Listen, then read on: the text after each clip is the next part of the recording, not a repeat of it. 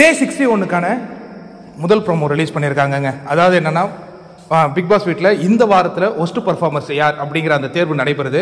முத்துக்குமரன் என்ன சொல்கிறாருன்னா, இந்த டாஸ்க்குக்காக உழைத்தது போலவே எனக்கு தெரியல, அது நான் இருவரை சொல்லுவேன், ஒன்று ஜாக்லின், இன்னொன்று வந்து சௌந்தர்யா அப்படின்னு சொல்கிறாரு. அதற்கு பிறகு வந்து பார்த்தீங்கன்னா, சத்யாவாக இருக்கட்டும், தர்ஷிகாவாக இருக்கட்டும், சாட்சராவாக இருக்கட்டும், எல்லாருமே அதே கருத்துக்களை தான் தொடர்ந்து சொல்கிறாங்க.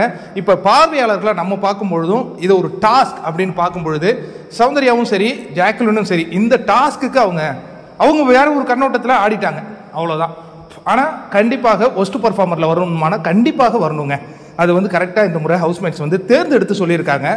இதில் நடுவில் வந்து இன்பிட்வீனில் ஒரு பிரச்சனை ஆரம்பிச்சிடுது. யாருக்குன்னா சௌந்தர்யாவுக்கும் அண்ட் ராணவுக்கும். மூளையை அவர் ஒரு விஷயம் சொல்கிறாரு, இந்த மூளையை யூஸ் பண்ணணும் அப்படிங்கிற மாதிரி. இது வந்து இதுக்கு முன்னாடியே இவங்க இதே மாதிரி இந்த மூளை சம்மந்தமான ஒரு டாக் போயிருக்கு. இந்த இடத்துல பேசும்போது அது இன்னும் கொஞ்சம் பரபரப்பாக கருதப்படுதுங்க.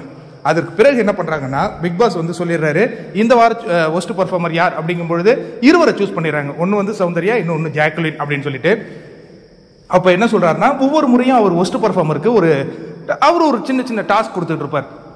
இப்போ என்ன பண்ணுறாருன்னா, இவங்க 2 பேரும் நான் அனுப்பும் உணவை தான் சாப்பிடணும் அப்படிங்கிறாங்க. ஐயோ, இது ஒன்றும் பெரிய விஷயமா இல்லையே அப்படின்னு பார்த்தீங்கன்னா, சாம்பார் சாதமாக என்னமோ தான் வந்திருக்கு. பட் அதில் உப்பே இல்லை. உடனே அதை சாப்பிடும்போது அவங்களுக்கு ஒரு மாதிரி இருக்குது. அப்போ கேட்குறாரு ரஞ்சித், என்ன உப்பே இல்லையா அப்படின்னு சொல்லிட்டு.